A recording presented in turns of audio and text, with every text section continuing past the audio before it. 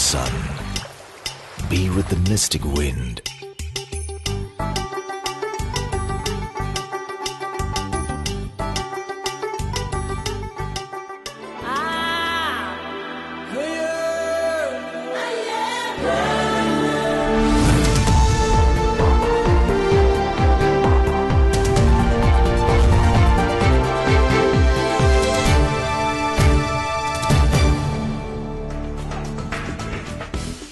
එකම යායක් වූ ලෝකය අතඹුලක් කරමින් ඔබේ ආලින්දයට රැගෙන එන දැනුමේ අඩහෝරාවයි world cafe.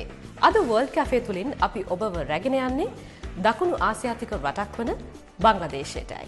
A very good morning and welcome. It's another beautiful Sunday morning and you're with us as always on World Cafe. On World Cafe, we try to bring you what's special and what's unique about these many different countries spread across the world. Now today we thought of taking you to a country that is located quite close to Sri Lanka. Now this particular country is in fact one of the most densely populated countries in the world. However, it certainly is a rural wonderland laden with waterways and greenery. Today we take you on a walk through the People's Republic of Bangladesh.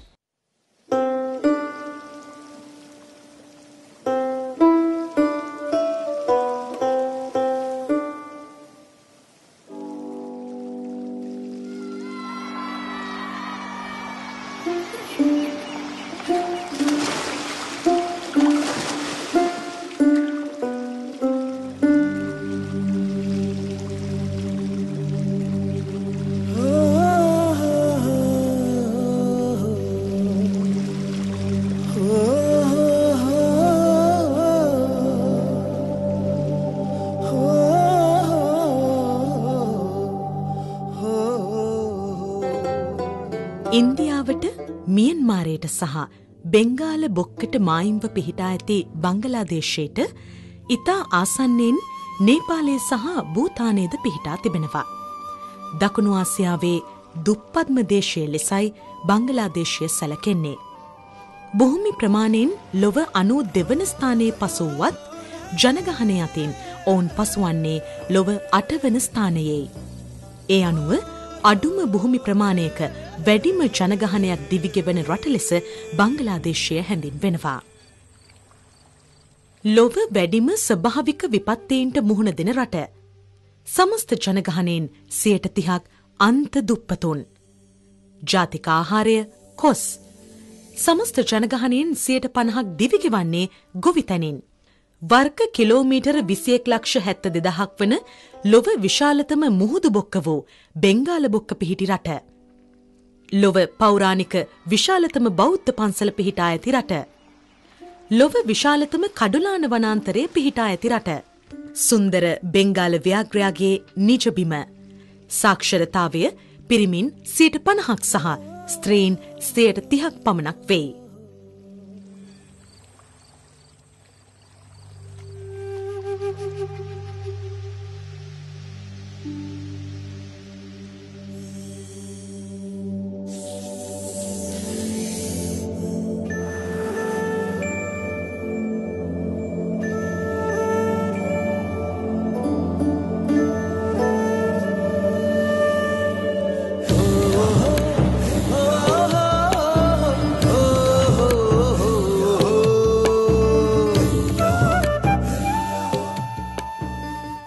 වර්ග kilometre 1,47,957ක් වන බංග්ලාදේශය ලොව 92 වන විශාලතම රටයි.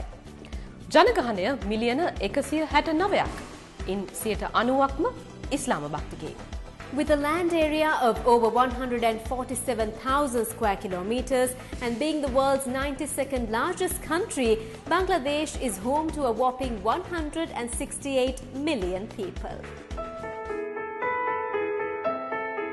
දියලු භූමියන්ගෙන් සහ බොහෝ ගංගා ගලා බසින සාරවත් නිම්නයන්ගෙන් සපිරි බංගලාදේශයේ අගනගරේ ඩකා.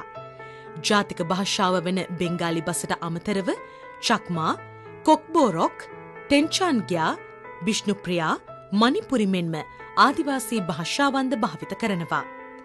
පාර්ලිමේන්තුවට වග කියන ප්‍රජාතන්ත්‍රවාදී පාලනයක් පවතින මෙරට ජනාධිපතිවරයා අබ්දුල් හමීඩ්.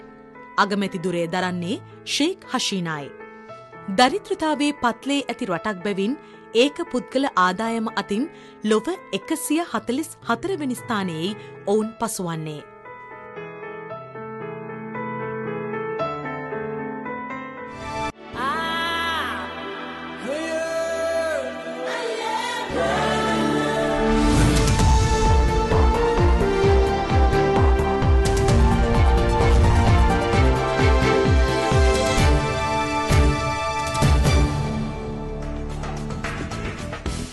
ඉන්දියානු උපමහද්වීපයේ අතීත උරුමයන් සහිත රටක් වුණත් කාලෙන් කාලයට සිය ස්වාධිපත්වය වෙනුවෙන් ඔවුන්ට තම ජීවිත පූජා කිරීමට සිදු වුණා. Bangladesh is a country with a history of many battles of independence throughout its history from time to time over a period of time.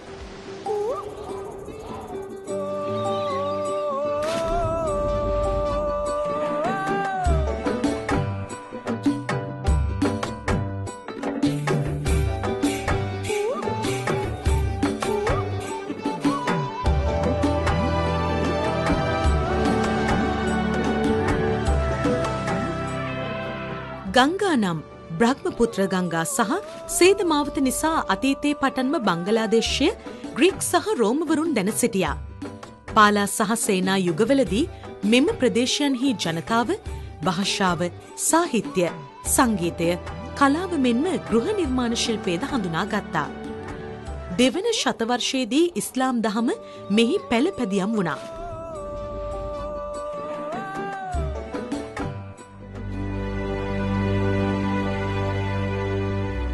දා 4 වන ශතවර්ෂයේදී ශම්සුද්දීන් ඉලියාස් ෂා නම් බෙන්ගාල සුල්තාන්වරයා යටතේ පාලනය වූ බෙන්ගාලයට වසර 20,000ක් පැරණි ඉතිහාසයක් තිබෙනවා. පුරාවෘත්තයක් බවට පත්ව ඇති බෙන්ගාලි වෙග්නා රාජධානිය පිළිබඳව ඉන්දියානු ග්‍රන්ථයක් වන මහා භාරතයේ සඳහන් වනවා. ඒ අනුව බෙන්ගාලි කුමාරයෙක් වන විජය ලංකාවට පැමිණ එහි ජනාවාස ආරම්භ කළ බවක් සඳහන් වෙනවා. ලංකාවේ පමණක් නොව බෙන්ගාලි ජනතාව මැලේසියාවේ සහ ඉන්දුනීසියාවේත් ජනාවාස ඇති කළ බව පුරාවෘත්තයන්හි සඳහන්. පාලා අධිරාජ සමයේදී බෙන්ගාලේ පැතිර ගියේ මහායාන බුදුදහමයි. එය එකල ඉතා සරු සංස්කෘතියක් සහිත කාලයක්. සෝමපුර මහා විහාරය, නාලන්දා සහ වික්‍රමශීලා විශ්වවිද්‍යාල එකල ලොව අධ්‍යාපන ක්ෂේත්‍රයේ කැපී පෙනුණා.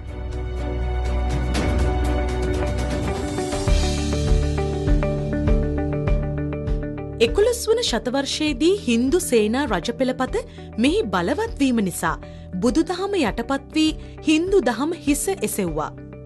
හින්දු කලාව සහ බලකොටු සම්ප්‍රදාය ඔවුන්ට ලැබුණේ එම යුගයේදී. පර්සියානු මුස්ලිම් බලය උච්චවීමත් සමග සයිඩ් ඉබන් අබ් වකාස් බෙන්ගාලිය සේදමාවත හරහා චීනයට යන ගමන් මගේ සන්ධිස්ථානයක් ලෙස පවත්වා ගැනීම නිසා වේගයෙන් බෙන්ගාලේ නැගෙනහිර කොටස ඉස්ලාම් දහමට නතු වුණා.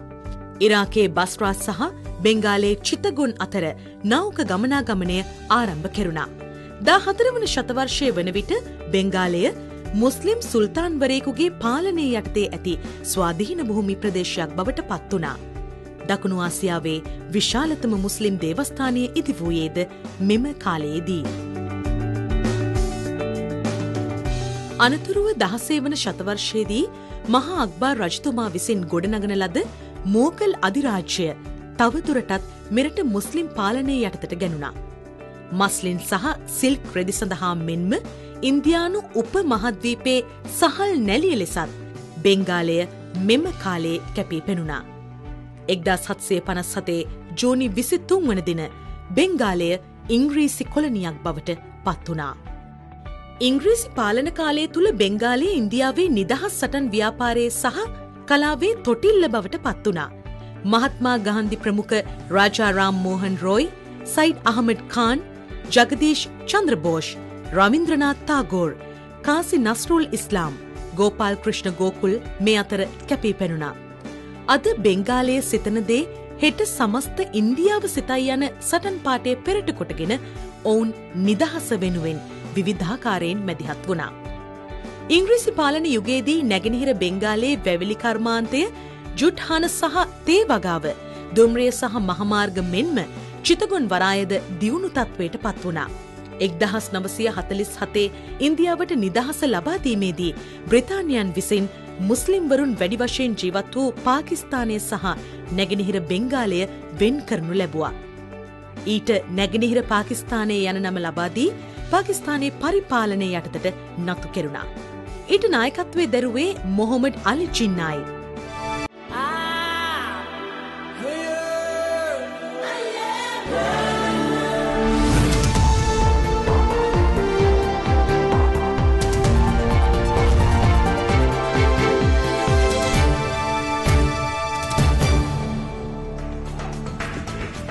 ඉංග්‍රීසි යටත් විජිතයක්ව සිට පාකිස්තාන යටත් විජිතයක් බවට පත් වුණු නැගෙනහිර බෙන්ගාලයේ ස්වාධිපත්‍යය පතා 1955 දී අවාමි ලීගය නමින් දේශපාලන ව්‍යාපාරයක් පවා ආරම්භ වුණා. Well, moving on to a little bit of the political history of Bangladesh, the Awami League became the political voice of the Bengali-speaking population by 1955. වර්තමාන අගමැතිනී ෂෙයික් හෂීනාගේ පියාණන් වූ ෂේක් මුජිබුර් රහමාන් 1966 දී නැගෙනහිර පාකිස්තාන අවාමි ලීගයේ නායකයා බවට පත්වීමත් සමග නිදහස් සටන තවත් තීව්‍ර වුණා. 1971 පාකිස්තාන හමුදා නැගෙනහිර පාකිස්තානයට කඩා වැදී විශාල ජන සංහාරයක් සිදු කළා. ඉන් මිලියන 3ක බංගලාදේශ ජනතාව මිය ගියා. එහෙත් ඉන්දියාවේ මැදිහත් වීම නිසා පාකිස්තානය යුද්ධයෙන් පරාජයට පත් වූ අතර 1972 මාර්තු 12 වනදා නිදහස් බංගලාදේශය බිහි වුණා. බංග්ලාදේශයේ ජනජීවිතයේ රැඳී පවතින්නේ ගංගානම් සහ බ්‍රහ්මපුත්‍ර ගංගාදරයන්හි සහ නිම්නයන්හි සාරවත් බව මතයි. The lifestyle of the Bangladeshi is enriched and dominated by the fertile Ganges Brahmaputra Delta.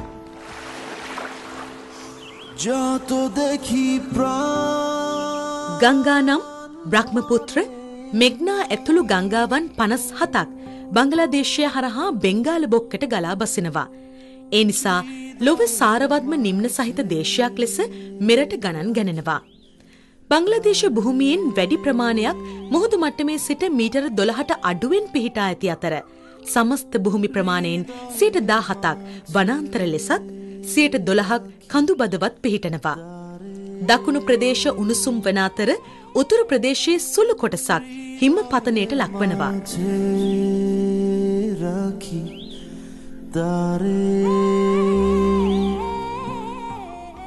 Indo Malaysia පරිසර කලාපයන්ට අයත් බංග්ලාදේශය විවිධාංගීකරණය වූ පරිසරයකින් යුක්ත දේශයක්.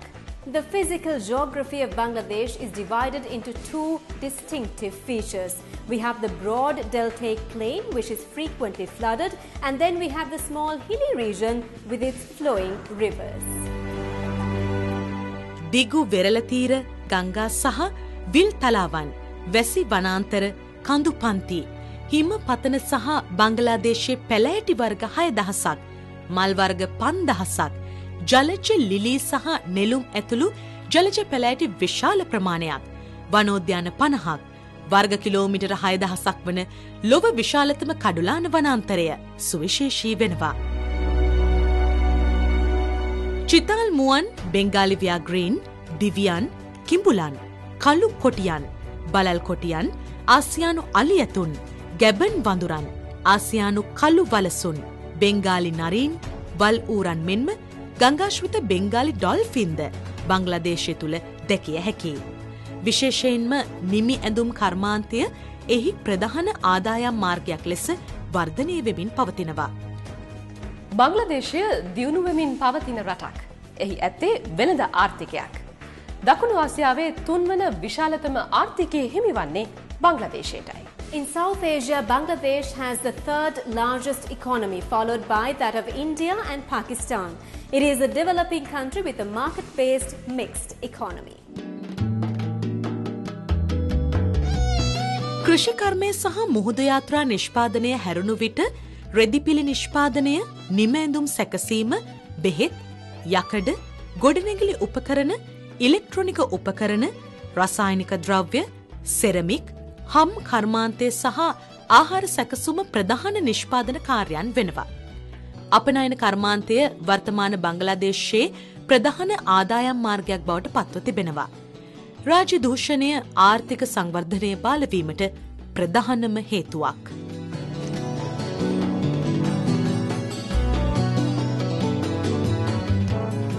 නෙත්සිත් පැහැරගන්නා ස්ථාන, වනාන්තර, ආදිවාසී ජනජීවිතය මෙන්ම වනෝද්‍යාන නිසා සංචාරකින් බංග්ලාදේශයට බොහෝසේ ඇලුම් කරනවා. Bangladesh is a place to relax and meet new people. It certainly is not a place to be rushed and is to be embraced with all its possibilities and quirks. රාජ්‍යයි පළාතේ ඇති පෞරාණික වටිනාකම් ඇති ස්ථාන කොක්ස් බසාර්, කව්කටා, පතංගා මුහුදු තීර, ශාන්ත Martin දූපත, ඉහළ කඳුකරේ පිහිටි බන්දාර්බාන්, ජෙෆ්ලොං, රංගාමාටි, ශ්‍රීපූර්, ශ්‍රී මොංගෝල් නිවාඩු නිකේතනය වෙත මෙන්ම ජීරා, බෝල්, හයිටියා, මේන්පූර්, සැන්ඩිවිප්, සෝනාදියා දූපත් වෙත නිදහස ප්‍රිය කරන සංචාරකයින් නිතර පැමිණෙනවා.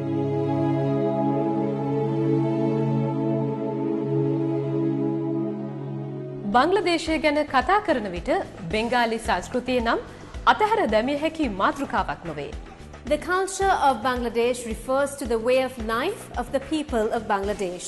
Now, this culture and the way of life of Bangladesh has evolved over the years and carries with it a certain diversity within that country. Bengali නාට්‍ය ඉතිහාසය 4 වන ශතවර්ෂය දක්වා ගමන් කරනවා. රංගන නර්තන වින්‍යාසයන් රැසක් ඊට අයත්. ජත්‍රා නමින් හැඳින්වෙන ගැමි නාටක විලාසයක් ඔවුන්ට තිබෙනවා. එසේම ඉන්දියාවෙන් උරුම වූ කතක්, ඔඩිසි, මණිපුරි නැටුම්ද ඔවුන්ට ආවේනික ලෙස පවත්වාගෙන එනවා. එසේම ගොබිඹිරා, බාතියාලි, බාවයියා ආදී සංගීත ආරයන්, එස්තාර්, දෝතාරා, ඩෝල, බටනලා, තබ්ලා ආදිය භාවිත කරමින් ඔවුන් නිර්මාණය කරනවා. විශේෂයෙන්ම තාගෝර් ගීත සහ නස්රුල් ගීත ඔවුන්ගේ ගීත සාහිත්‍ය පෝෂණය කරනවා. විවිධ වූ සංස්කෘතික වටපිටාවක් සහිත දේශයක ඇඳුම් ආයිත්තම් පවා ඊට අනුරූප වූ අපූර්වත්වයක් ගන්නවා. Coming up next is a look at the traditional dress, traditional costumes and the more modern fashion and trends in Bangladesh. Let's take a look. බංගලාදේශ කාන්තාවන්ගේ ජාතික ඇඳුම වන්නේ සාරියයි. ඒ සඳහා පැරණි මස්ලින් රෙදිවල සිට ඩකායි, ජම්ඩානි, රාජ්ෂාහි සිල්ක් රෙදිපිලි වර්ග භාවිත කරනවා. නක්ෂි කාන්තා නම් ඉපැරණි එම්බ්‍රොයිඩර් රටා සහිත සල්වා මෙන්ම නානාවිධ සල්වාර් වර්ගද කාන්තාවන් භාවිත කරනවා. කුරුතා සහ ෂෙර්වානි පිරිමි පක්ෂයේ ජාතික ඇඳුමයි. උත්සවාකාරී අවස්ථා සඳහා ඔවුන් ලුංගි සහ ජෝති භාවිත කරනවා. 45 වන බංග්ලාදේශ ජාතික දින සැමරුම ශ්‍රී ලංකාවේද අති උත්කර්ෂවත් ලෙස සමරනු ලැබුවා. The 45th National Day of Bangladesh was celebrated quite exorbitantly here in Sri Lanka as well.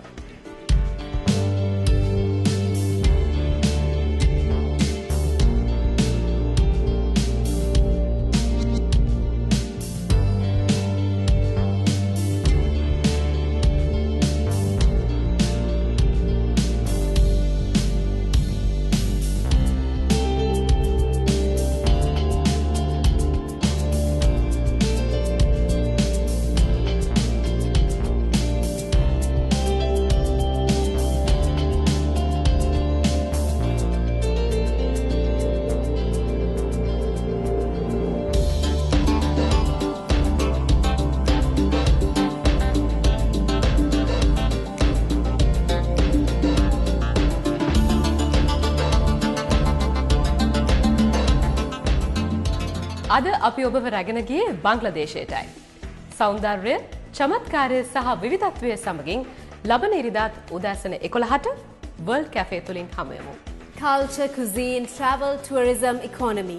We hope you got a glimpse of all these and more on our journey to the land of rivers, the People's Republic of Bangladesh. We hope to see you once again next week with another exciting episode of World Cafe.